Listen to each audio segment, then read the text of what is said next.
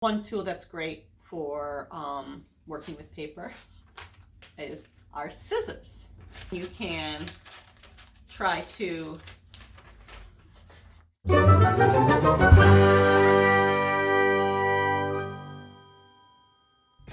Hello, Chicago Children's Museum family. I am Kim, and today we're going to explore a material. So welcome to Paper 101. Today I'm going to show you a couple things that paper can do, but it's really up to you what you want to tinker with or make with the paper. So first up, different kinds of paper. There are so many different kinds of paper, and certain kinds of paper are going to be better to use depending on what you want to use them for. So my suggestion is collect lots of different kinds of paper. Big paper, small paper, thin, thick.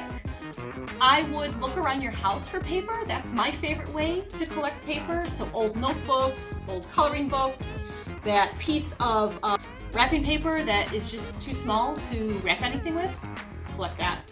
I would also ask the adults if you can collect paper like magazines or paper that has some writing in it. You want to make sure they're not using it for anything. After you collect all that paper, you're going to go on to tools. Tools that are great for tinkering with paper. Scissors, things to stick paper together. A stapler is pretty awesome too. Again, ask those adults if you can use that. Paper clip, I'll talk a little bit about that later. A pencil.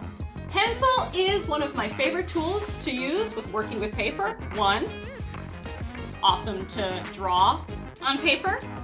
You can also take a pencil and roll the paper around the pencil. Make some cool tubes when your sticking tools can come in handy. So now I can maybe build with some paper if I would like to do that. You could also take that pencil and make some awesome folds or creases with that pencil. Makes a nice sharp fold. You can also use your pencil to flatten up if that fold wasn't exactly how you liked it. So those were some tools. Now I want to go to shaping paper. When I'm tinkering with paper, I love to have lots of paper to play around with. That's why it's nice to have an old school notebook. So you can then just rip pieces out and try to see what you can make with it. Again, you can crumple paper. Maybe you're going to do an indoor snowball fight. You can take paper and fold it. I showed you how to use the pencil to do that. You can also use just your hands. And the cool thing with paper, if you fold it and fold it and fold it lots and lots, you can get something like this, which is a cool design. You can also take it and make a shape out of it. Use one of your tools to connect it together. And you can really tinker with how strong paper can be. Let's see if I can do this. This is also balancing. This worked before, guys. Promise. So sometimes to make a cool shape, you need to anchor your piece of paper, which is attach one end. So here I have just a line of paper. I'm going to anchor it to the table. And then I can start playing with it. So maybe my line of paper is turning into an inchworm. Maybe I can roll it around a little bit. Maybe my line of paper is going to be start off with paper roller coaster. So those are some ways to shape paper.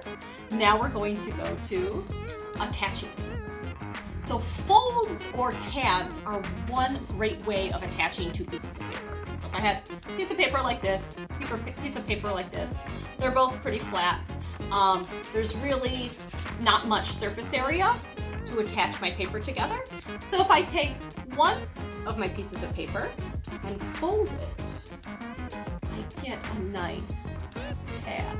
Let's see there. So now there's more surface area to attach my piece of paper together. So maybe my paper roller coaster goes into a Shark Tank. So you can also do this with a paper tube. There's two different ways to do this. I'll show you both. First off, for both ways, you're going to take that tip of the tube and cut it off so it's nice and flat. One way to attach a tube is to cut 1, 2, 3, 4 little cuts in the paper. And again, we talked about tabs. I'm just gonna fold down those cuts I made. Now I have lots of surface area to attach my tube to something. Another thing you can use, remember I talked about that paper clip? I'm gonna take that paper clip, fold it into an L, and use some more tape